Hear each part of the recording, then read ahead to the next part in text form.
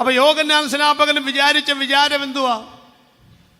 യേശു ഭൗതികമായ വിഷയങ്ങളിൽ നിന്നും വിടുവിക്കുന്ന ഒരാളാണെന്ന് യോഹന്നാൻ വരെ സംശയിച്ചു പോയി. അപ്പം പിന്നെ ഇപ്പോഴത്തെ സുവിശേഷ പ്രസംഗകരെ കുറ്റം പറയേണ്ട വല്ല കാര്യമുണ്ടോ? ഉണ്ടോ? നമ്മളൊക്കെ എപ്പോഴാ പതറുന്നതെന്നറിയാമോ? നമ്മുടെ ആവശ്യങ്ങൾക്ക് പോലും കർത്താവ് കരുണ കാണിക്കുന്നില്ലല്ലോ എന്ന് ഓർക്കുമ്പം, എൻ്റെ പൊന്നെ, നമ്മൾ ഇത്രയും പ്രാർത്ഥിച്ചിട്ടും ഇത്രയുമൊക്കെ ഉപവസിച്ചിട്ടും നാടൻ ഭാഷയിൽ പറഞ്ഞാൽ ഒരു വിടുതലില്ലല്ലോ, ഒരു മേൽഗതിയില്ലല്ലോ എന്നൊക്കെ തോന്നുമ്പം, ഇത്രയും പക്വതയൊന്നും ഇല്ലാത്തവർക്കൊക്കെ ഒരു മേൽഗതി ഉണ്ടല്ലോ എന്നൊക്കെ തോന്നുമ്പം, ഈ മാർഗമൊന്ന് മാറ്റിപ്പിടിച്ചാലോ, ഈ ദൈവത്തെ ഒന്ന് മാറ്റിപ്പിടിച്ചാലോ എന്നൊക്കെ ഉപദേശിമാർക്ക് തോന്നുന്ന ഒരു കാലഘട്ടമാണിപ്പം. തെളിവെന്താണെന്നറിയാമോ? നാളെ ഞങ്ങളുടെ അങ്കമാലി ഭാഗത്തുനിന്ന് ആരാധന കഴിഞ്ഞപ്പം കുറച്ച് പേര് ഓടുക. എവിടെ പോവാന്ന് ചോദിച്ചു. എറണാകുളത്ത് ആരാധനയ്ക്ക് പോവുക എന്ന് പറഞ്ഞു. അതെന്നാ അവിടെ ആരാധനയ്ക്ക് പ്രത്യേകത? അത് ഒരു ദൈവദാസൻ വരും, ഭയങ്കര വിടുതൽ ശുശ്രൂഷയാണ്. കുറേ കഴിഞ്ഞപ്പം അവർ പോക്ക് നിർത്തി. ഇപ്പം ഞാൻ ചോദിച്ചു, പോകുന്നില്ലേ? ഇല്ല. എന്താ കാര്യം? അദ്ദേഹം പുരോഹിതനായി. ആ പാസ്റ്റർമാരായി പുരോഹിതനായി എന്ന് പറഞ്ഞു. ഓ, ഞാൻ ഈയിടെ 2-3 പുരോഹിതന്മാരെ കണ്ടു. ഇപ്പം പറഞ്ഞ പുരോഹിതന്മാരുടെ ഗണത്തിൽ 2-3 പേരെ കണ്ടു. പണ്ടും ഇപ്പോഴും നമ്മളുടെ വ്യത്യാസം എന്ന് പറയുന്നത്, പണ്ടൊരു ജുബ്ബ ഉണ്ടായിരുന്നു, ഇപ്പോൾ കുറച്ചുകൂടെ നീളം അങ്ങോട്ട് കൂട്ടി. അതിൽ ഒരു പുരോഹിതൻ എന്നോട് പറയുക, ജോയിപ്പാറയ്ക്കൽ പാസ്റ്ററെ, എന്തോ ഒന്ന് കാണണം. ഞാൻ പറഞ്ഞു, കാണാമല്ലോ, ഇങ്ങനെയൊന്നും പോയാൽ പോരാ. ഞാൻ പറഞ്ഞു, ഇങ്ങനെയെങ്കിലും പോകാനാ ഞാൻ പ്രാർത്ഥിക്കുന്നത്. നമ്മുടെ പ്രസംഗിക്കാൻ വിളിക്കുമ്പോൾ ചില പറഞ്ഞു കേട്ടിട്ടില്ലേ, കഴിഞ്ഞ കാലങ്ങളിൽ ശുശ്രൂഷിച്ച പോലെ അല്ല. ഞാൻ പറഞ്ഞു, ദൈവമേ, അതുപോലെയെങ്കിലും ശുശ്രൂഷിക്കാൻ, ഇനി എന്നെ എതിർക്കുള്ളേ, അതുപോലെയെങ്കിലും. അപ്പം അത് പറഞ്ഞു, കാണണം. പിന്നെ എന്നെ വിളിച്ചു പറഞ്ഞു, നമ്മുടെ ഒരു പ്രൊട്ടക്ഷൻ കിട്ടണമെങ്കിൽ നമ്മുടെ ജുബ്ബയുടെ നീളം കുറച്ച് കൂട്ടണം. ഇതൊക്കെ ഉപദേശിമാർക്ക് ശരിക്കും മനസ്സിലാകും, നിങ്ങൾക്ക് കാര്യമായിട്ട് നിങ്ങളുടെ ഭാഗത്തോട്ട് വരുന്നേ ഉള്ളൂ. അപ്പം ഞാൻ പറഞ്ഞു, എന്തോ പ്രൊട്ടക്ഷൻ? അല്ല, നമ്മുടെ ഈ സ്ഥാവര ജംഗമ വസ്തുക്കൾ ഇതൊക്കെ കൈവിട്ട് പോകാതിരിക്കണമെങ്കിൽ നമ്മൾ സർക്കാരിൻ്റെ നോട്ടത്തിൽ നമ്മളിങ്ങനെ ഒരു കുപ്പായൊക്കെ നീളത്തിനൊക്കെ തയ്ച്ച് ഒരു സംവിധാനമൊക്കെ ആക്കിക്കഴിഞ്ഞാൽ ഇതൊന്ന് കൈവിട്ട് പോവുകയില്ല. അല്ലെങ്കിൽ സംഗതി കൈവിട്ട് പോകും. അർത്ഥം മനസ്സിലായല്ലോ? അനധികൃതമായി ഇതെല്ലാം സമ്പാദിച്ച് വെച്ചിട്ടുണ്ടെന്നാണ് ഈ പറഞ്ഞതിൻ്റെ അർത്ഥം. ഈ നേരെ ചൊവ്വേ പോകുന്നവർക്ക് അനധികൃതമായിട്ട് എന്നാ ഉണ്ടാക്കാനാ? ശരിയായ ശിഷ്യൻ എന്ന് പറയുന്നത് നേടുന്നവനല്ലെന്നും നഷ്ടമാക്കാൻ മനസ്സുള്ളവനാണെന്നും, കയ്യിൽ വരുന്ന പാണ്ഡികശാലയുടെ താക്കോൽ കയ്യിലില്ലെങ്കിലും സ്വർഗരാജ്യത്തെ തുറക്കുന്ന കൃപാവരപ്പിന്റെ താക്കോൽ കയ്യിൽ മതിയെന്നും വിശ്വസിക്കുന്നവനാണ് ശരിയായ ശുശ്രൂഷകൻ. ഒത്തിരി ആളുകൾ ഒരു ചിന്ത, ടിവിയിൽ കൂടെ പ്രസംഗിച്ച ചില ആളുകൾ, ഭയങ്കര പ്രസംഗകര്, രോഗശാന്തി ശുശ്രൂഷകര്, നമ്മളൊക്കെ മനസ്സുകൊണ്ട് ആദരവോടെ കണ്ട പല പ്രിയപ്പെട്ടവരും വിശ്വാസത്തിന്റെ പടകിൽ ഈശാനമൂലൻ അടിച്ചപ്പോൾ സംരക്ഷണത്തിന് വേണ്ടി വിട്ടുപോകുന്ന കൂടാരത്തിൽ തിരികെ ചെന്ന് ചേക്കേറി എന്റെ സഹപ്രവർത്തകരായ ദൈവദാസന്മാരെ ഞാൻ അടക്കമുള്ളവർ സ്വയം പറയുകയാണ്, നമ്മളൊക്കെ വിട്ടുപോകുന്നതിലേക്ക് തിരിച്ചു പോകത്തക്ക നിലയിൽ ഇനിയും ഒരു മടക്കയാത്ര നമുക്കില്ല. സഭയെ സംരക്ഷിക്കുന്നവൻ സഭയുടെ ഉടമസ്ഥനാണ്. അതുകൊണ്ട് എന്തെല്ലാം വന്നാലും കർത്താവിന്റെ പിന്നാലെ എന്ന് പാടിയ പാട്ട് ഇനി അധികം നാൾ പാടേണ്ടി വരില്ല. കർത്താവ് താൻ ഗംഭീരനാദത്തോടെ യേശു വരാറായി. ഇനി ഒരു മടക്ക യാത്ര എന്തെല്ലാം സഹിച്ചാലും ഈ കലപ്പയ്ക്ക് കൈവച്ച ശേഷം പിറകോട്ട് നോക്കേണ്ടി വന്നാലും കലപ്പയിൽ നിന്ന് കൈ എടുക്കത്തില്ലെന്നും ഒരു കരം മാത്രം എടുത്ത് കൈലേശ കൊണ്ട് മുഖം തുടച്ചിട്ട് മുറുകെ ഞങ്ങൾ ഉറക്കെ പറയും, യഹോവ നല്ലവനെന്ന്.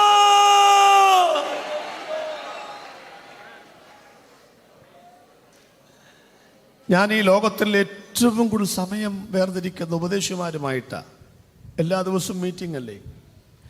എത്ര പേരുടെ കഷ്ടപ്പാടുകളും പ്രയാസങ്ങളൊക്കെ കണ്ടാ ജീവിക്കുന്നേ. വചന ശുശ്രൂഷയൊക്കെ ഉള്ളത് കൊണ്ട് എനിക്കങ്ങനെ സാമ്പത്തികമായി ഒരു ബുദ്ധിമുട്ടും ഇല്ല. ശുശ്രൂഷയൊക്കെ ഉള്ളത് കൊണ്ട് ദൈവമേ, ഞങ്ങൾ ഒരു ദിവസം പ്രസംഗിച്ചാൽ കിട്ടുന്ന കാശ് ഒരു മാസം പോലും വരുമാനമില്ലാത്ത എത്രയോ ദൈവദാസന്മാരുണ്ടെന്നറിയാമോ? ഞാൻ നിൽക്കുന്നൊരു പ്രസ്ഥാനത്തിൽ അഗാപ്പെ ഗോസ്പൽ മിഷൻ നിലമ്പൂർ, ഞങ്ങൾക്കുണ്ട് 217 ചർച്ചുകൾ, ഒത്തിരി ദൈവദാസന്മാർ. അടുത്ത ബുധനാഴ്ച മുതൽ കൺവെൻഷൻ ആരംഭിക്കുക. അവിടെയൊക്കെ സ്ഥിതിഗതികൾ അറിയാമോ? എന്ത് ബുദ്ധിമുട്ടാണെന്നറിയാമോ? നമ്മളൊക്കെ നമ്മുടെ മട്ടും മാതിരിയും കണ്ടാൽ വല്ല ബുദ്ധിമുട്ടുണ്ടെന്ന് തോന്നുന്നു. എൻ്റെ ഭാര്യ TPM-ലെ വിശ്വാസിയായിരുന്നു. എൻ്റെ ഭാര്യയുടെ ആങ്ങളമാർ 3 പേര് രക്ഷിക്കപ്പെട്ടവരൊന്നുമല്ല. അപ്പോൾ അവർ കണ്ടിരിക്കുന്ന TPM-ലെ ഉപദേശിമാരാണ്. ഞാൻ കല്യാണം കഴിച്ച 4-ാം ദിവസം മറുപടി കല്യാണത്തിന് വീട്ടിൽ ചെല്ലുമ്പം ഒരളിയൻ എന്നോട് ചോദിക്കുക, അളിയൻ എന്നാ പണി എന്നോട്? ഞാൻ പറഞ്ഞു സുവിശേഷ വേലയാ.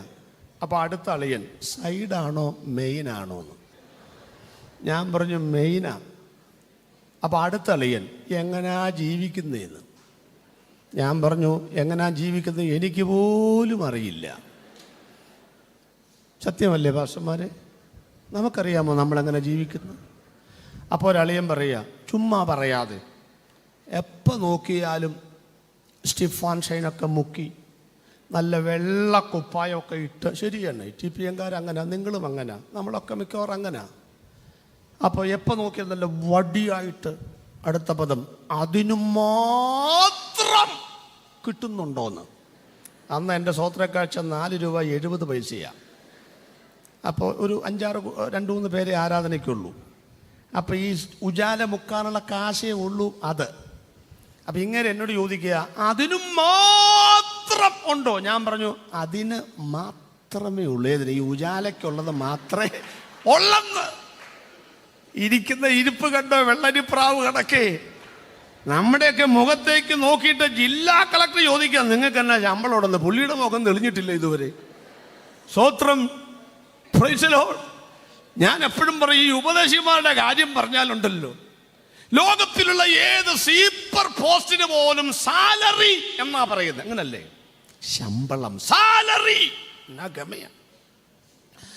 പാസ്റ്റർമാരെ, നമുക്ക് അങ്ങനെ പറയാറുണ്ടോ ആരെങ്കിലും? ഇല്ല. ഇവിടെ ഇരിക്കുന്ന എല്ലാ നേതാക്കന്മാരാ, വിവിൻ പാസ്റ്റർ അടക്കം. നമുക്കൊരു പേരുണ്ടെന്നറിയാമോ?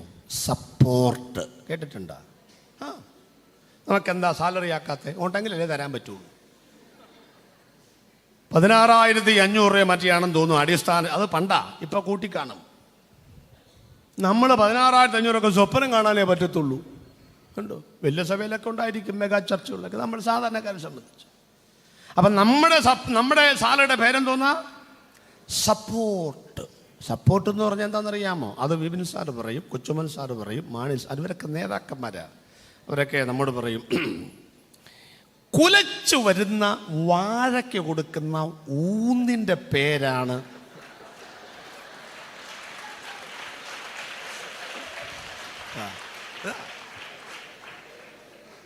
അപ്പോൾ നമ്മൾ വിചാരിച്ചു, അപ്പോൾ വാഴ കൊലച്ചോളണം.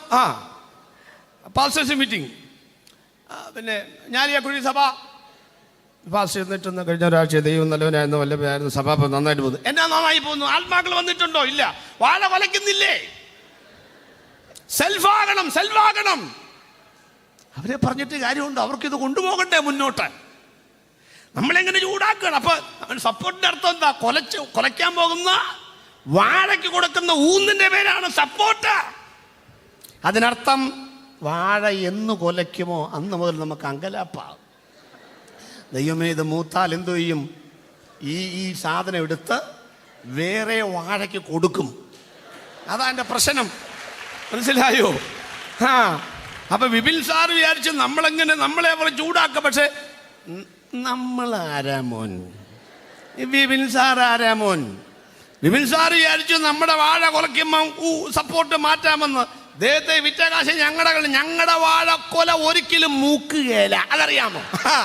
ഞങ്ങൾ ചാകുന്നവരെ വില ചെയ്താലും വാഴക്കൊല മൂക്കുന്ന പ്രശ്നമില്ല. ഇതെടുത്ത് മാറ്റിക്കഴിഞ്ഞാൽ പിന്നെ ഞങ്ങൾ 2 കിലോ ഇറച്ചി മേടിക്കാനുള്ള കാശ് പോലും 250 രൂപ 500 രൂപയ്ക്കല്ലേ കിട്ടുന്നേ. എൻ്റെ ദൈവദാസന്മാരെ, നിങ്ങളെ ഓർത്ത് ഞാൻ ആത്മാർത്ഥമായിട്ട് ദൈവത്തെ സ്തുതിക്കും. എന്നാലും നമ്മുടെ മുഖം കണ്ടാൽ ആരേലും പറയുമോ ഇങ്ങനെയൊക്കെ ജീവിക്കുന്നതെന്ന്? സ്തോത്രം. അതുകൊണ്ട് തീർത്ത് പറയുകയാണ്, വിദേശത്ത് പോയില്ല എന്നും പറഞ്ഞ്, 2 നില വീട് കിട്ടിയില്ലെന്നും പറഞ്ഞ്, മറ്റുള്ളവർ ഇന്നോവേ നടക്കുന്നെന്നും പറഞ്ഞ്, ഇത്രയും നാളായിട്ടും പിള്ളേരെ മെഡിസിന് പോലും പഠിപ്പിക്കാൻ കാശില്ലല്ലോ പറഞ്ഞ്, കമ്പ്യൂട്ടർ മേടിച്ചു കൊടുക്കാൻ അമ്മയുടെ ദൈവത്തിന് പറ്റത്തില്ലേന്ന് ചോദിച്ചു മകൻ ആരാധിക്ക് വരുന്നില്ല കേട്ടോ. ആ വിഷമമൊക്കെ പറഞ്ഞ് ജുബ്ബായ്ക്ക് നീളം കൂട്ടരുത്, ജുബ്ബായ്ക്ക് നീളം കൂട്ടരുത്, വന്നതിലേക്ക് മടങ്ങി പോക്കില്ല. യഹോവ നല്ലവനാണെന്ന് അറിഞ്ഞിട്ടുണ്ടെങ്കിൽ നിനക്ക് വേണ്ടി തക്ക സമയത്ത് കരുതാൻ എന്റെ ദൈവം ശക്തനാണെന്ന് വിശ്വസിക്കുന്ന ദൈവദാസന്മാരെ, ദൈവദാസിമാരെ, ഒന്ന് കരമടിച്ച് ദൈവത്തെ സ്തുതിച്ചു പറ, ഈ ദൈവം ജീവപര്യന്തം എന്നെ വഴി നടത്തുവാൻ ശക്തനായ ദൈവമാണ്. അല്പനേരം ഒന്ന് കരമടിച്ച് ദൈവത്തെ സ്തുതിച്ചോ പ്രിയപ്പെട്ടവരെ. കഷ്ടതകൾ മാറുന്ന കാലം വിദൂരമല്ലോ. ഈ കലപ്പയിൽ കൈവച്ച ശേഷം ഞങ്ങൾ ഇനി പിറകോട്ട് പോകാൻ ഉദ്ദേശിക്കുന്നില്ല. പിറകോട്ട് പോയവരെ ഞങ്ങൾ തിരികെ വിളിക്കുകയാണ് നിങ്ങളെ.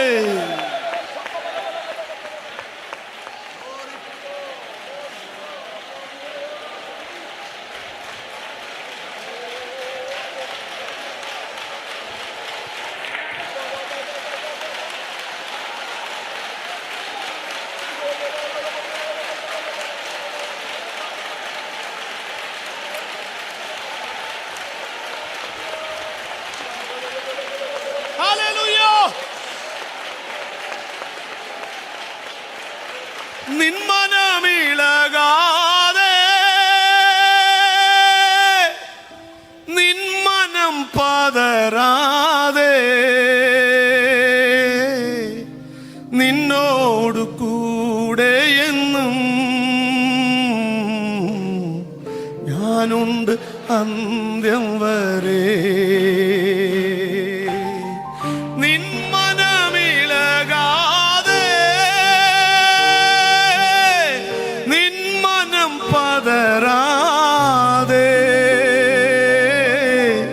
നിന്നോട് കൂടെ എന്നും ഞാനുണ്ട് അന്ത്യം വരെ. കണ്ണുനീർത്താൾ ഞാനേറ്റം കണ്ണുനീർ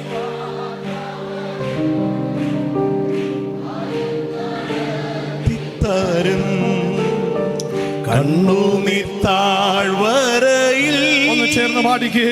ഞാനേറ്റം വലഞ്ഞിടുമ്പോ കണ്ണുനീർ വാർത്തവരിൽ കാര്യം ഒരിക്കൽ കൂടെ നിന്മനം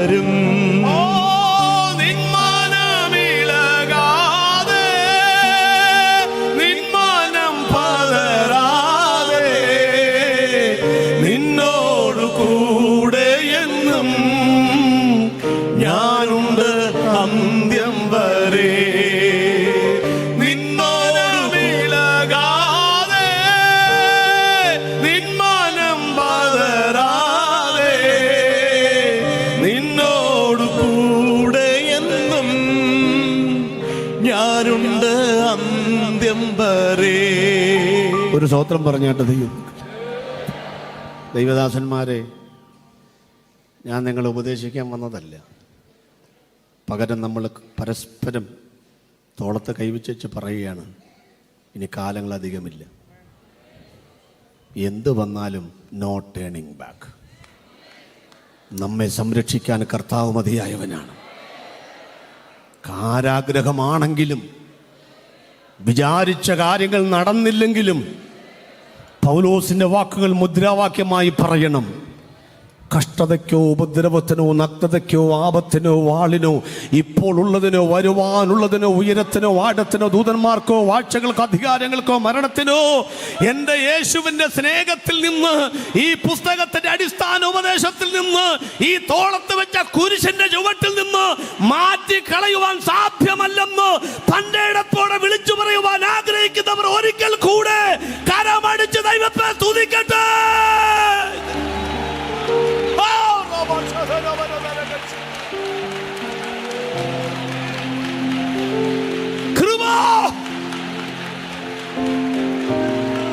ഒരു പടയാളി മുന്നോട്ട് വീണ് ചാകത്തുള്ളെങ്കിൽ ഈ പുസ്തകം എടുത്ത് ഞങ്ങൾ പിറകോട്ട് വീണ് അപമാനകരമായി മരിക്കാൻ ആഗ്രഹിക്കുന്നില്ല. വന്ന പാളയത്തിലേക്ക് ഞങ്ങളെ കിട്ടത്തില്ല. ഞങ്ങൾ സ്വർഗത്തിലേക്ക് മാർച്ച് ചെയ്യുന്നവരാണെന്ന് ഒരിക്കൽ കൂടെ ഉറപ്പിക്കുകയാണ് ഇന്ന് രാത്രിയിൽ. അപ്പം അവരവിടെ ചെന്നിട്ട് യേശുവിനോട് പറഞ്ഞു, ഞങ്ങൾ യോഹന്നാൻ പറഞ്ഞിട്ട് വന്നതാണ്. എന്താ കാര്യം? വരാനുള്ളവൻ നീയാണോ അതോ ഞങ്ങൾ മറ്റൊരാളെ കുറച്ചും കൂടി ഒരു പ്രോസ്പെരിറ്റി നൽകുന്ന യേശുവിനെ കിട്ടുകയാണെങ്കിൽ ഈ ഒരുമാതിരി ജീവിക്കുന്നവർക്ക് ഈ മാരുതി ഒന്ന് മാറ്റിവെച്ചും നേരത്തെ പറഞ്ഞ ഇന്നോവയോ ഫോർച്യൂണറോ കിട്ടാൻ പറ്റുന്ന വല്ലവരും ഉണ്ടെങ്കിൽ സ്വോത്രം, നമുക്ക് പിന്നെ പുൽപ്പിറ്റങ്ങ് മാറിയാൽ പോരെ, വേറെ ഒന്നുമില്ലല്ലോ. യേശു പറഞ്ഞു, നിങ്ങളിവിടെ എന്ത് കാണുന്നു, എന്ത് കേൾക്കുന്നു, അതവിടെ ചെന്ന് പറ. ഒരു തെറ്റൊക്കെ ആർക്കും പറ്റും. തങ്കൽ ഇടറാത്തവനാണ് ഭാഗ്യവാൻ. ഇടറിപ്പോയി പറ, അത് ക്രമീകരിക്കപ്പെട്ടോളൂ. അവിടെ ചെന്നു യോഹന്നാൻ ചോദിച്ചു, കണ്ടോ? കണ്ടു. എന്നാ പറഞ്ഞു? ഓ, യേശുവിൻ്റെ കാര്യം അറിയാമല്ലോ. ഇവിടെ എന്നതാ കാണുന്നേ, ഇവിടെ എന്നതാ കേൾക്കുന്നേ, അതവിടെ ചെന്ന് പറയാൻ പറഞ്ഞു. ചോദിച്ചു, നിങ്ങളവിടെ എന്നതാ കണ്ടത്? ബദ്ധന്മാർക്ക് വിടുതൽ, കുരുടന്മാർക്ക് കാഴ്ച. എന്നതാ കേട്ടത്? കാലം തികഞ്ഞു, ദൈവരാജ്യം. അതാ യേശുവിൻ്റെ പ്രസംഗം. അപ്പോൾ യോഹന്നാൻ പറഞ്ഞു, എന്നെ കോപ്പി അടിച്ച് പ്രസംഗിക്കുകയാണോ? എന്നെ അത് ഞാൻ പ്രസംഗിച്ചതാണല്ലോ, കാലം തികഞ്ഞു, ഞാൻ പ്രസംഗിച്ചതാണല്ലോ, അതൊന്നും എനിക്കറിയാമല്ലോ, അതാണ് അവിടെ പ്രസംഗിച്ചത്. അതെന്നെ അങ്ങനെ പ്രസംഗിക്കുന്നത്, കോപ്പി അടിച്ച് പ്രസംഗിക്കുകയാണ്. കുറച്ച് നേരം ആലോചിച്ചപ്പം മനസ്സിലായി, അങ്ങേരാ കറക്റ്റ്, ഞാനാ തെറ്റിയത്. എല്ലാം പിടികിട്ടിയോ? യേശുവിനെ അറിയാം. കാര്യം യേശുവിനെ മുക്കിയത് യോഹന്നാനാണെങ്കിലും 6 മാസത്തെ മൂപ്പുണ്ടെങ്കിലും നിന്റെ ആത്മാവിൻ്റെ മേൽ അവനാണ് അധികാരം. നീ എവിടം വരെ പോകുമെന്ന് തമ്പുരാൻ അറിയാം. എന്ന് പറഞ്ഞാൽ കാലം തികഞ്ഞു, ദൈവരാജ്യം സമീപിച്ചിരിക്കുന്നു, മാനസാന്തരപ്പെടുവീൻ. യോഹന്നാൻ പ്രസംഗിച്ച പ്രസംഗമാണ്. ആ പ്രസംഗിച്ചുകൊണ്ട് വന്നപ്പം അവനെ പിടിച്ചപ്പോൾ യേശുവിന് മനസ്സിലായി, ഇവൻ്റെ ഡ്യൂട്ടി തീർന്നു, ഇവൻ്റെ ഡ്യൂട്ടി തീർന്നു. എന്തിനാ ഒത്തിരി പ്രസംഗിക്കുന്ന? ഒറ്റ പ്രസംഗം കൊണ്ട് തല താലത്തിൽ വന്നാലും ഉള്ളത് പറഞ്ഞേച്ച് സ്വർഗത്തിൽ പോകുന്നല്ലേ നല്ലത്. ഇനി യേശു അത് പ്രസംഗിച്ചെന്ന് പറഞ്ഞതിൻ്റെ അർത്ഥം മനസ്സിലായോ? 400 മീറ്റർ റിലേ ഓട്ടം. നമ്മുടെ പണ്ടത്തെ പ്രീജ ശ്രീധരൻ കൊച്ച് 4ാമത്തെ റൗണ്ടിൽ ഓടാൻ വേണ്ടി ആഞ്ഞും കൊണ്ട് നിൽക്കുന്നു. 3ാമത്തെ റൗണ്ടിൽ ഓടി വന്ന കൊച്ച് കാലൊന്ന് ഇടറുന്നു, വീഴാൻ തോന്നുന്നു എന്ന് പ്രീജ ശ്രീധരന് മനസ്സിലാകുന്നു. ഉദാഹരണമാണേ, മനസ്സിലായി അവൾ വീഴാൻ സാധ്യതയുണ്ട്, ജയിക്കണമെങ്കിൽ കുറച്ച് പിറകോട്ടിറങ്ങണം.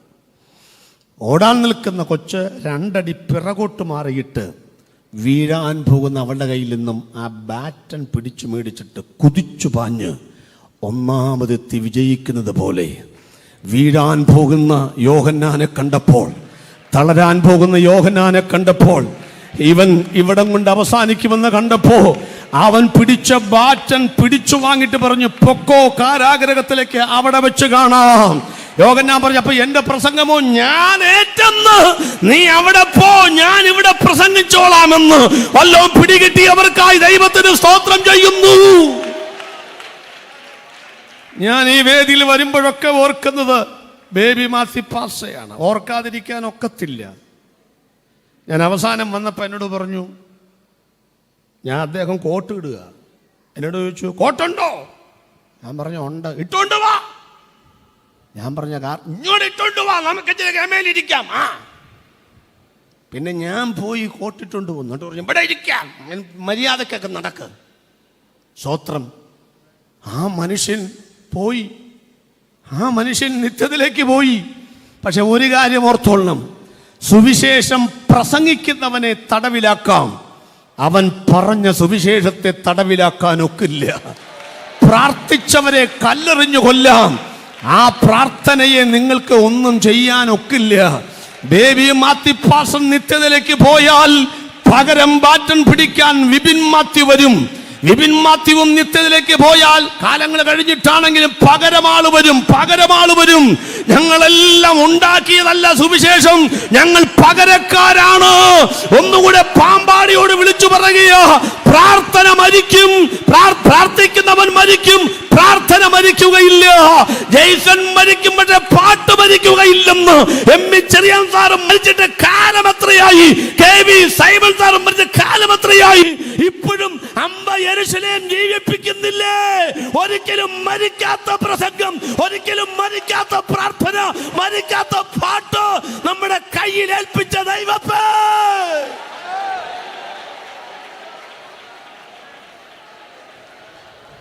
അടുത്ത തലമുറ വരിക, വീഴും മുൻപ് ഏൽപ്പിച്ചു വേണം പോകാൻ.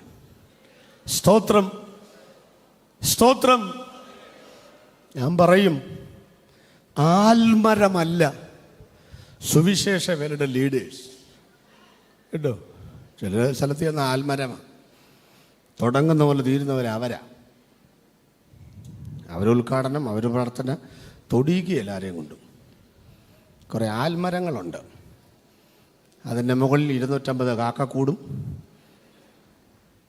താഴെ ഒരു ആൽത്തറയും, 5-6 പേര് 15-ാം പുലിയും കളിച്ച് സമയം പോയിരിക്കുന്ന കുറേ ആളുകൾ, നാരായണൻ്റെ വെട്ടിക്കടയും.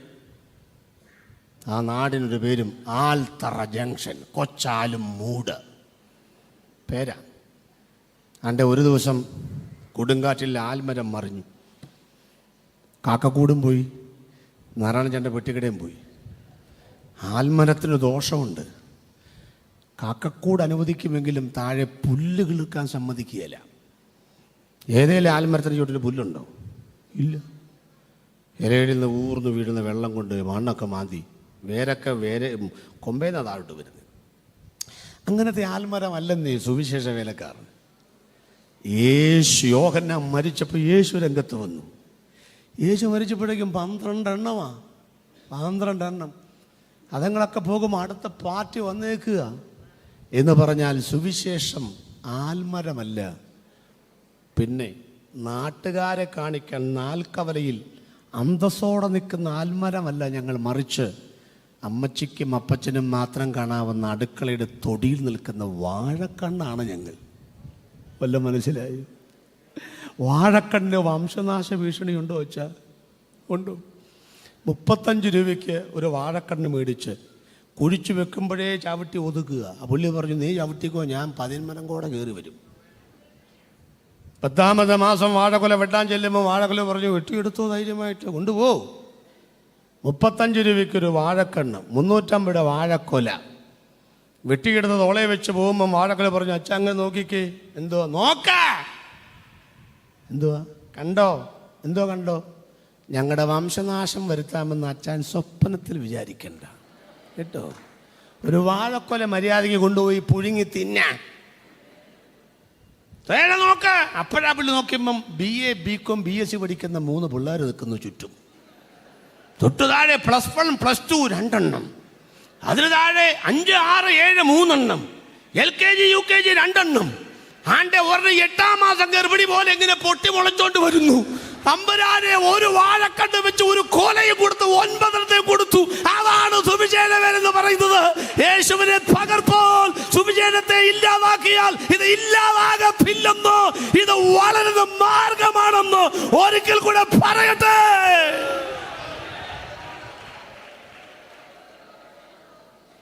യോഹന്നാനെ ധ്യാനിച്ചപ്പോൾ മനസ്സിലായി, എൻ്റെ ഡ്യൂട്ടി കഴിഞ്ഞു, ഇനി കർത്താവ് ചെയ്തോളൂ.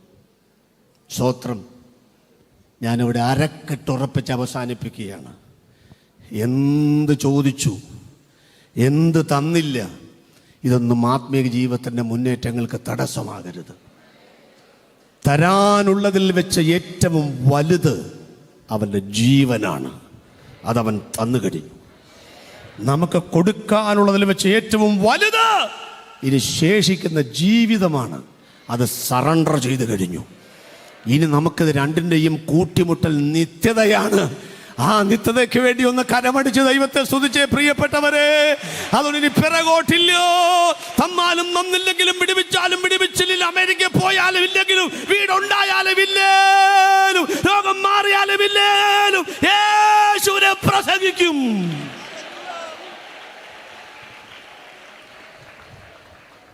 ബദ്ധന്മാർക്ക് വിടുന്ന് പറഞ്ഞാൽ എല്ലാവരെയും വിടുവിക്കുക എന്നുള്ളതല്ല, ആത്മീക ബദ്ധന്മാരെ വിടുവിക്കുക എന്നാണ്. കുരുടന്മാർക്ക് കാഴ്ച എല്ലാ കുരുടന്മാർക്കും വേണ്ടി ക്രൂസൈഡ് നടത്തുക എന്നുള്ളതല്ല. 3 കുരുടന്മാരെ വിടുവിച്ചോളൂ. അന്ധകാരം പിടിച്ച തിമിരത്തെ വിടുവിക്കുക എന്നാണ്. അതുകൊണ്ട് ശുശ്രൂഷകളുടെ വാതായനങ്ങൾ തുറക്കട്ടെ. നമുക്ക് വീടും കൂടുമല്ല പ്രധാനം, മറിച്ച് അന്ധകാരത്തിലിരിക്കുന്ന ജനത്തെ. പൗലോസ് എന്താ പറഞ്ഞത്? ഈ ആളുകളുടെ കണ്ണ് തുറപ്പിക്കാനാണ് ദൈവം എൻ്റെ കണ്ണ് തുറന്നതെന്നാണ് പറഞ്ഞത്. അതുകൊണ്ട് കണ്ണ് തുറപ്പിക്കുന്നൊരു ശുശ്രൂഷയ്ക്കായി ഇവിടെയുള്ള മണിമാളിയുള്ള ശുശ്രൂഷകൾക്കല്ല, ഇവിടെ പറയുന്ന പ്രോസ്പെരിറ്റിക്ക് അത് ഇല്ലെന്നല്ല കാലം തന്നോളുമെന്ന്. പക്ഷേ അതെല്ലാം പ്രോത്സാഹനങ്ങൾ മാത്രമാണെന്ന് തിരിച്ചറിഞ്ഞ് നിത്യതയ്ക്ക് വേണ്ടി നിൽക്കാൻ, വിമർശനമില്ലാതെ നിൽക്കാൻ, വിലതില്ലാതെ നിൽക്കാൻ, പരാതി പറയാതെ നിൽക്കാൻ, ഒരു കൃപയ്ക്ക് വേണ്ടി ഇന്ന് രാത്രി പ്രാർത്ഥിക്കുക. സംശയങ്ങൾ മാറട്ടെ. ഒന്നാമത്തെ ഭാഗം വിട്ടു. യോഹന്നാന്റെ സംശയം മാറി. അദ്ദേഹം വിടുവിക്കപ്പെട്ടില്ല, നിത്യത്തിലേക്ക് യാത്രയായി.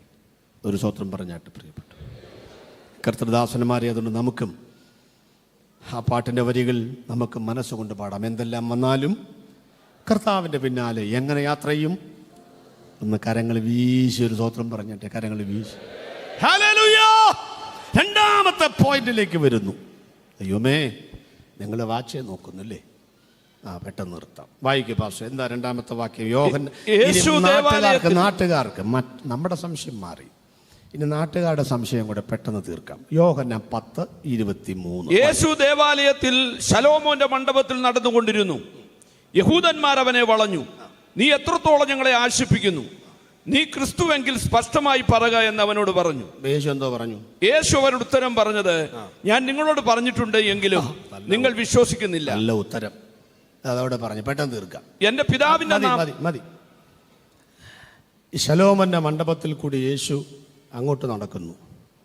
അപ്പോൾ കുറേ ആളുകൾ യേശുവിൻ്റെ കൂടെ അങ്ങോട്ട് നടന്നു. കുറേ കഴിഞ്ഞപ്പോൾ യേശു ഇങ്ങോട്ട് നടക്കുന്നു. അപ്പോൾ അങ്ങോട്ട് നടന്നവരെന്ത് ചെയ്തു?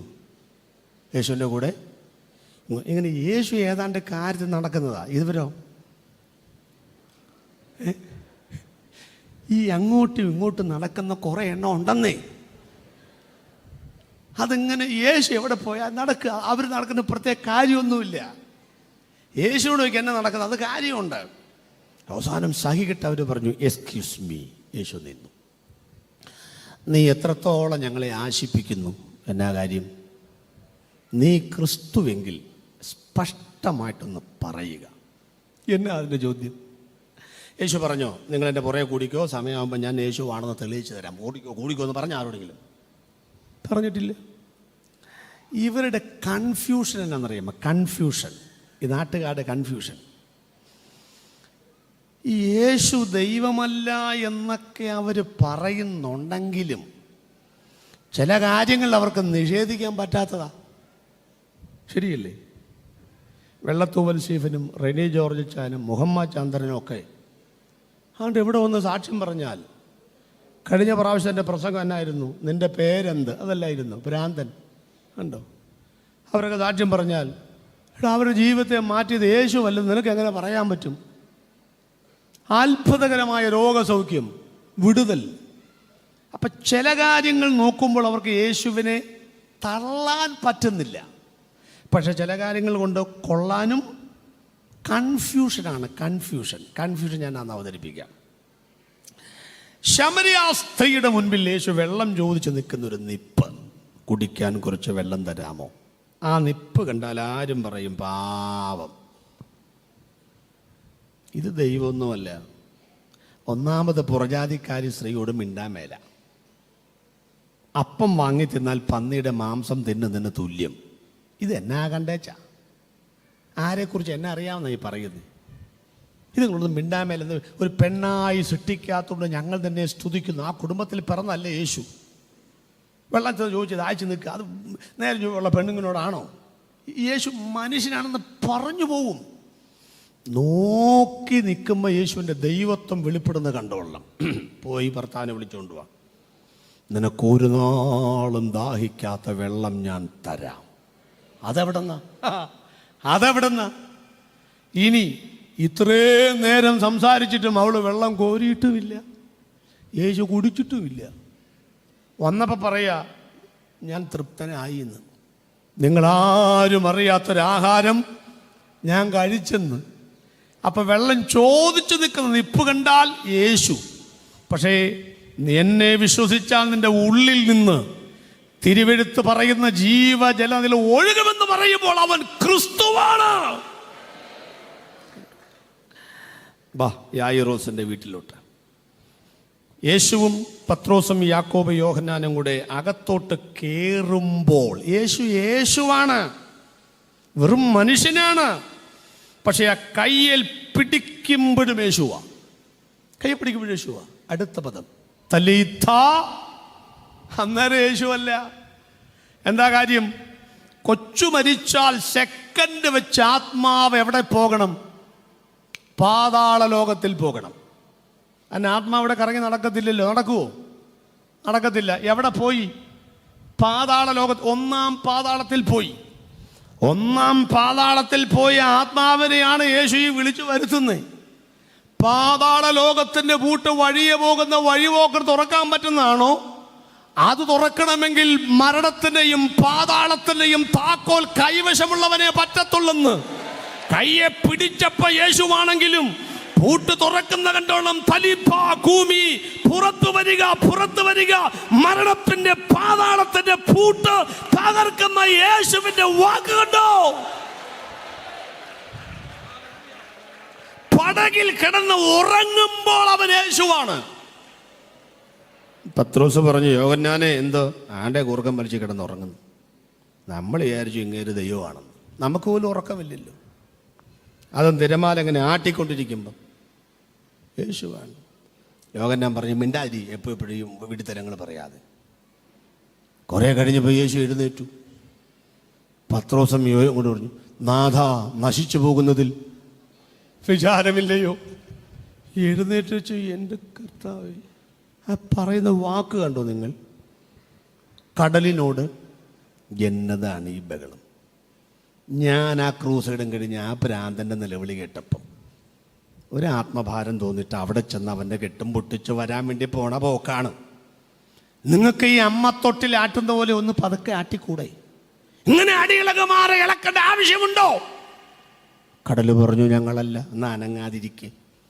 കടലിനോട് വർത്തമാനം പറഞ്ഞ യേശുവിനെ കണ്ടപ്പോൾ അവർ പറഞ്ഞു, പത്രോസ്, ഇത് യേശുവല്ല, നമ്മൾ വിചാരിക്കുന്ന ആളല്ല. കടലങ്ങോട്ട് അടങ്ങിയെന്ന്.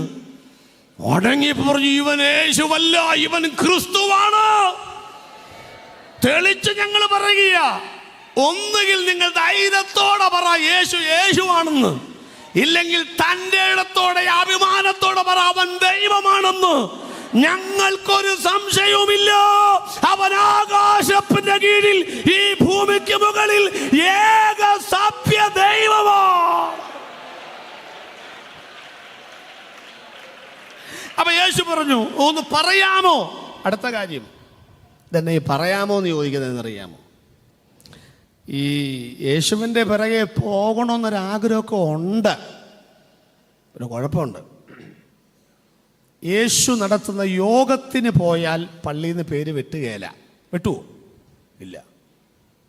പക്ഷേ യേശുവിനെ ക്രിസ്തു എന്ന് പറഞ്ഞാൽ, യേശുവിനെ ദൈവമെന്ന് അംഗീകരിച്ചാൽ പള്ളിയിൽ നിന്ന് ഭ്രഷ്ടനാകണം. അത് അന്നത്തെ നിയമോ? അപ്പം യേശുവിൻ്റെ പുറകെ നടക്കുന്നവർക്ക് യേശുവിൻ്റെ പുറകെ പോയാൽ കൊള്ളാമെന്നുണ്ട്. പക്ഷേ ഒരു സംശയം, യേശുവാണോ ദൈവമാണോ? യേശുവിൻ്റെ വായിൽ നിന്നത് കേൾക്കാമെങ്കിൽ ഒരു ധൈര്യമായല്ലോ. അതായി ചോദിക്കുന്നത്, നീ ദൈവമാണെങ്കിൽ ഒന്ന് പറ, ഞങ്ങൾ അവിടെ നിന്ന് ഇട്ടേച്ചിങ്ങ് പോരാ. നമ്മളോടൊക്കെ യേശു ദൈവമാണെന്ന് സ്വപ്നത്തിൽ പ്രത്യക്ഷപ്പെട്ടത് കൊണ്ടാണോ പള്ളി ഇട്ടേച്ച് പോകുന്നത്? അല്ലെന്നേ, വചനം സത്യമാണെന്ന് കണ്ടപ്പോഴാണ്. സ്തോത്രം. ഇനി ഇവർ യേശുവിനോട് അങ്ങനെ ക്രിസ്തുവാണെങ്കിൽ പറയാൻ പറയും. യേശു പറയൂ? യേശു പറയാ, ഞാൻ നിങ്ങളോട് പറഞ്ഞിട്ടുണ്ട്. എപ്പോ? അതൊക്കെ പഠിക്കണ്ടേ? ഇപ്പം പറഞ്ഞില്ലേ? എപ്പോഴേ പറഞ്ഞിട്ടുണ്ട്. ഏത് കവിത പറഞ്ഞു കൊടുക്കില്ല ഞാൻ ദൈവമാണെന്ന് മനസ്സിലാക്കണ്ടേ? ഒറ്റ തെളിവ്, യേശുവിൻ്റെ അവകാശവാദങ്ങൾ 7 ഏതാ? ഞാൻ തന്നെ വഴിയും സത്യവും ജീവനും ആകുന്നു, ഞാൻ സാക്ഷാൽ മുന്തിരിവള്ളി ആകുന്നു. അങ്ങനെ പറഞ്ഞുകൊണ്ടിരുന്നേ. ഞാൻ സ്വർഗ്ഗത്തിൽ ഇറങ്ങി വന്ന ജീവൻ്റെ അപ്പം ആകുന്നു, ഞാൻ നല്ല ഇടയൻ ആകുന്നു.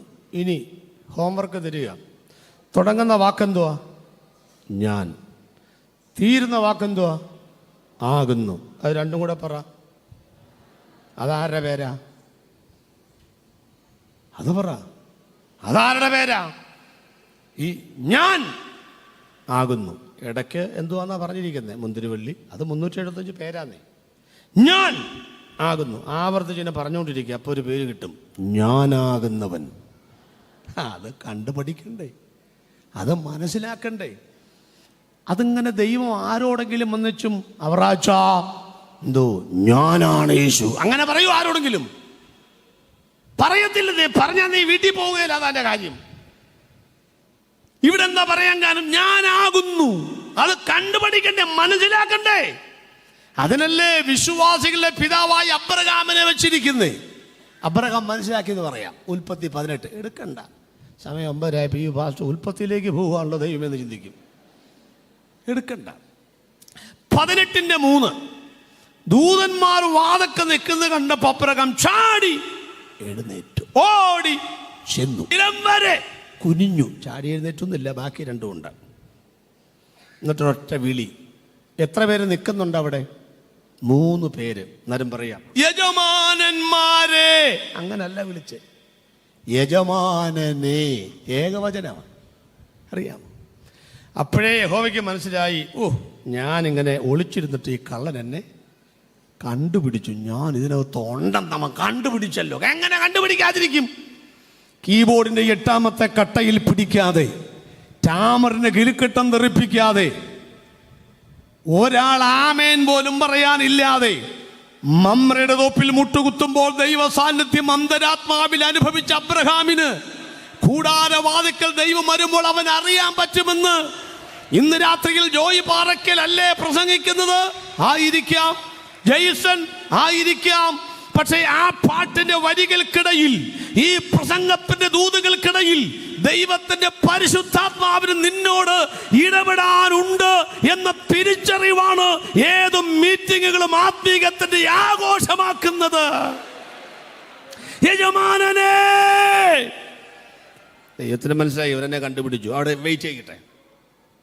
എന്നിട്ടങ്ങനെ വന്ന് അതിൻ്റെ 9ാമത്തെ വാക്യത്തിലേക്കൊക്കെ വരുമ്പം അവിടെ 4 പ്രാവശ്യമാണ് അവർ അവർ അവർ അവർ 4 പ്രാവശ്യമാണ്. അവർക്ക് ഭക്ഷണം ഒരുക്കി, അവര് ഭക്ഷിച്ചു, അവർ അവർ അവർക്ക് ബഹുവചനമാണ്. 10ാമത്തെ വാക്യം വന്നപ്പം യഹോവ കെട്ടുപൊട്ടിച്ചു. എന്താണെന്നറിയാമോ? 3ാമത്തെ വാക്യത്തിൽ നീ പറഞ്ഞല്ലോ എന്തോന്ന്? യജമാനനെ. ഞാൻ മിണ്ടാതിരിക്കുകയായിരുന്നു. നീ എത്രത്തോളം പോകുന്നത്? നീ എന്നെ കണ്ടുപിടിച്ച് മനസ്സിലായി. 10-ാമത്തെ വാക്യം പറയാണ്, എവിടാടാ പെങ്കൊച്ച്? ഇവിടെ ഉണ്ട്. സാറ എവിടെ? കൂടാരത്തിനകത്തുണ്ട്. അടുത്ത 10-ാമത്തെ വാക്യം, അടുത്ത ആണ്ട്, ഒരാണ്ട് കഴിയുമ്പോൾ, അടുത്ത പദം പറ, ഞാൻ വരുമ്പോൾ.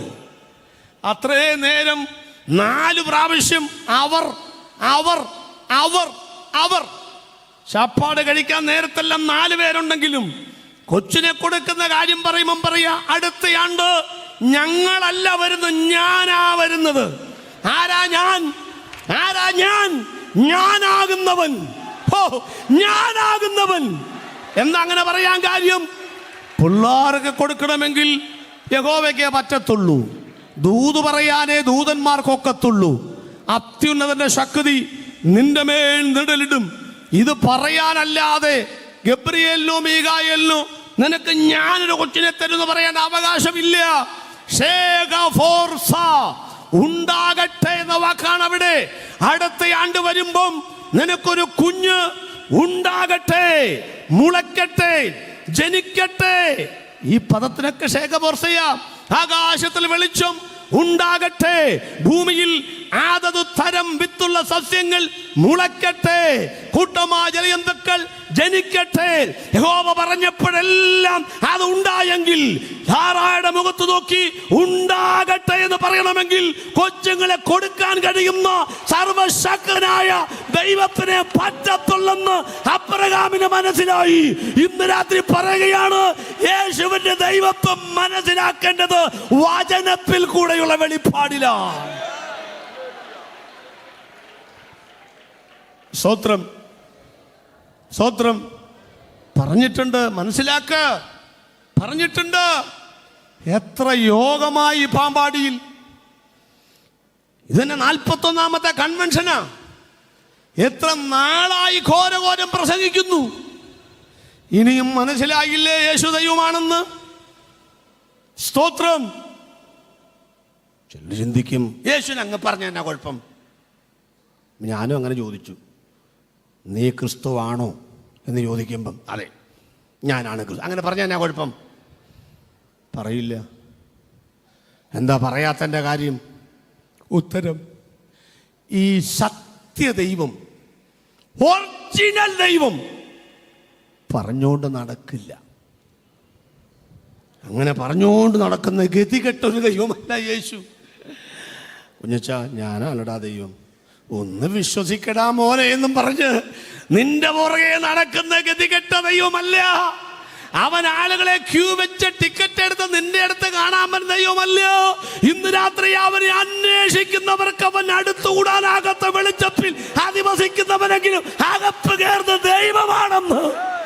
ഞങ്ങൾ പ്രസംഗിക്കുന്ന യേശു സത്യമായതുകൊണ്ട് സത്യത്തിന് ഉതവേണ്ട, സത്യത്തിന് താങ്ങുവേണ്ട, സത്യത്തിന് റെക്കമെൻഡേഷൻ വേണ്ട.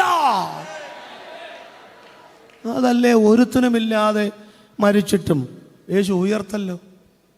ആടേലും സഹായം കൊണ്ടാണ് ഉയർത്തത്? അല്ലെന്ന്. സ്തോത്രം. യേശു സത്യമായതുകൊണ്ടാണ്. എന്നതാ സത്യം എന്ന് പറഞ്ഞാൽ?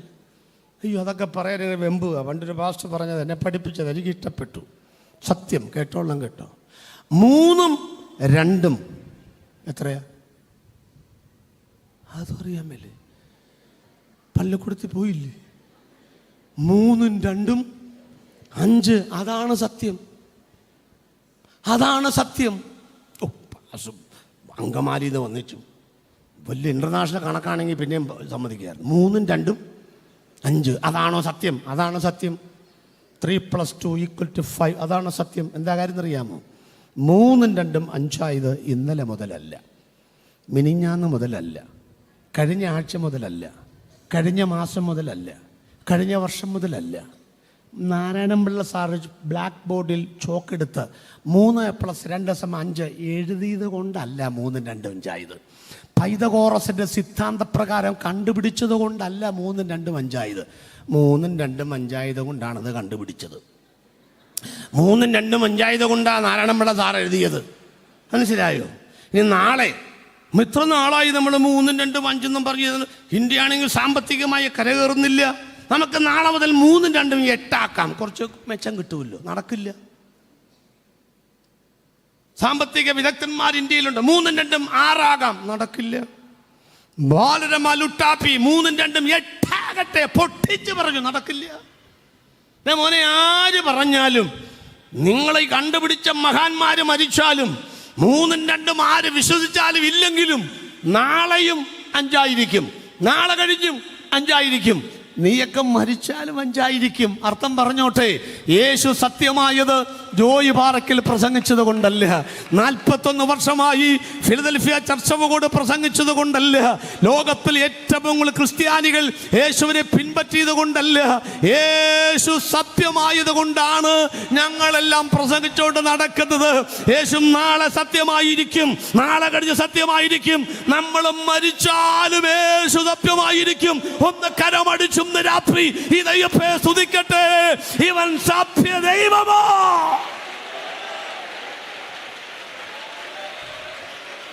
അവസാനിപ്പിക്കാൻ പോവുക. എനിക്ക് ആവേശമുണ്ട് അതിന്റെ 3ാമത്തെ ഭാഗമൊക്കെ പറയാൻ. എന്താ 3ാമത്തെ ഭാഗം? അതുകൊണ്ട് യേശു പറഞ്ഞു, നിങ്ങളിതൊക്കെ മനസ്സിലാക്കണം കേട്ടോ. ഞാനാകുന്നു എന്ന് പറഞ്ഞാ കുഴപ്പം? പറഞ്ഞാൽ കുഴപ്പമാ. ഇപ്പോൾ ഒരാൾ വന്നിച്ച് പറയുക, അങ്ങനെ ദൈവമാണോ? യേശു പറയാം, ഞാനാകുന്നു എന്ന് പറഞ്ഞ് എന്താ സംഭവിക്കുന്നത് അറിയാമോ? ഞാൻ കേട്ടു നോക്ക്. ഞാനാകുന്നു എന്ന് യേശു പറഞ്ഞ് എന്താ സംഭവിക്കുന്നത്? യോഹന്നാൻ്റെ എടുക്കണ്ട. ഈ ഗദസമന തോട്ടത്തിൽ വെച്ച് കുറേ ആളുകൾ ഷൂ ഒക്കെ ഇട്ട് ഗെറ്റപ്പിൽ വന്ന് ചോദിച്ചു, ആരാ യേശു? ആരാ ഈ യേശു കർത്താവ്? ആരാ? യേശു വന്ന് ചോദിച്ചു, ആരാ വേണ്ടത്? ഈ യേശു ക്രിസ്തുവിന്. ആരാ? അടുത്ത്, ഞാൻ ആകുന്നു. അടുത്ത ഭാഗം അറിയാമോ?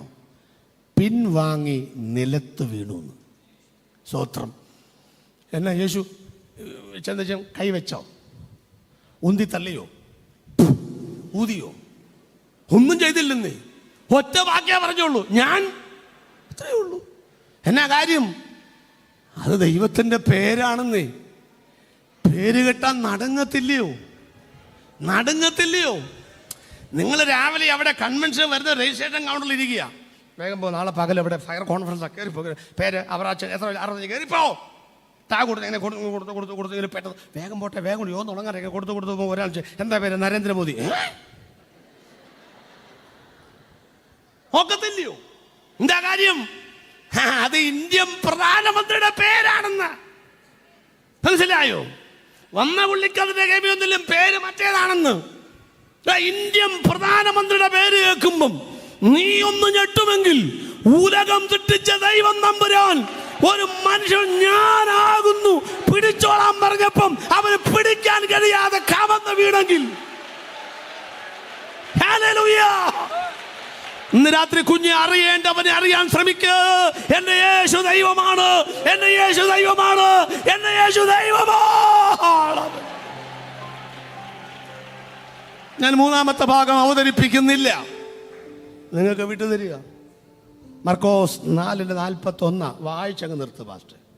അവർ വളരെ ഭയപ്പെട്ടു. കാറ്റും കടലും കൂടി ഇവനെ അനുസരിക്കുന്നുവല്ലോ, ഇവനാർ എന്ന്. അപ്പൊ ശിഷ്യ കൂടെയുള്ള ആൾക്കും സംശയം, ഇവന് ആരാ? അതിന് വിശദീകരിക്കണോ? കാറ്റും കടലും കൂടെ ഇവനെ ഇവൻ ആരാ? പ്രിയപ്പെട്ടവരെ, സമയം ഇനിയും നീട്ടുന്നത് ശരിയല്ലാത്തത് കൊണ്ട്, ആ ഭാഗം ഒന്ന് തൊട്ടുപോയത് കൊണ്ടും ഞാനിവിടെ നിർത്തുകയാണ്. എന്നെ ശ്രദ്ധിക്കുന്ന ബഹുമാന്യ ശ്രോതാക്കളെ, ഒരു സുവിശേഷകനായിരുന്ന എന്ന് പറയാവോ എന്നറിയില്ല, യേശുവിനെ പ്രസംഗിച്ച അദ്ദേഹത്തിൻ്റെ സംശയം യേശു ദൈവമാണോ എന്നായിരുന്നെങ്കിൽ, യേശുവിൻ്റെ പ്രസംഗം കേട്ടവർക്ക് യേശു ദൈവമാണോ എന്നൊരു സംശയം വന്നെങ്കിൽ, യേശുവിൻ്റെ കൂടെ 3.5 വർഷം മുണ്ടും ഉറങ്ങിയ ശിഷ്യന്മാർക്ക് ഇവൻ ദൈവമാണോ എന്നൊരു സംശയം വന്നെങ്കിൽ, നമ്മുടെ കാര്യം പറയാനുണ്ടോ? ഇല്ല. അതുകൊണ്ട് ഈ രാത്രിയിൽ നമ്മൾ എഴുന്നേക്കാൻ പോവുകയാണ്. എന്തിനാണെന്നറിയാമോ? ഒരു 5-10 മിനിറ്റ് നമ്മൾ ആരാധിച്ചിട്ടേ പോകുന്നുള്ളൂ. എന്താണെന്നറിയാമോ? യേശുവാണ് സത്യദൈവം. സുവിശേഷ മഹായോഗത്തിൻ്റെ 4ാമത്തെ രാത്രിയിൽ നമ്മൾ പറയുന്നു, യേശു മാത്രം കർത്താവ്. ഒന്ന് എഴുന്നേറ്റേ, ചാടി എഴുന്നേറ്റേ, വേദപുസ്തകം എല്ലാം കസേരയിലോട്ട് വെച്ചേ. എന്നിട്ട് ഇനി ഒരു പക്ഷേ നിയമങ്ങൾ വരാൻ പോവാന്നിരിക്കട്ടെ, നിങ്ങൾ യേശുവിനെയും ഞങ്ങളുടെ ദൈവത്തെയും കൂടെ ചേർത്ത് വെച്ച് പറഞ്ഞോളണം, യേശു മാത്രം ദൈവമാണെന്ന് പറയാൻ പാടില്ല എന്നൊരു നിയമം വരാൻ പാടില്ലായൊന്നുമില്ല. അതുകൊണ്ട് ഇന്ന് രാത്രിയിൽ നമുക്ക് പറയാൻ കിട്ടിയ അവസാനത്തെ സമയം പറയുകയാണ്. 2025 ആരംഭത്തിലും ഞങ്ങൾ പറയുന്നു, യേശു മാത്രമാണ് കർത്താവ്. ലോകത്തെ ഭരിക്കുന്നവൻ രക്ഷിക്കപ്പെടണമെങ്കിൽ യേശുവിനെ കർത്താവ് എന്ന് ഹൃദയത്തിൽ പറയണം.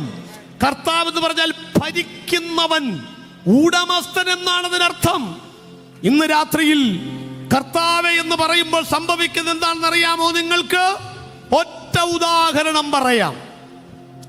മാനസികമായി നിങ്ങൾക്കില്ല, നീ യേശു കർത്താവിനോട് പറഞ്ഞോളണം.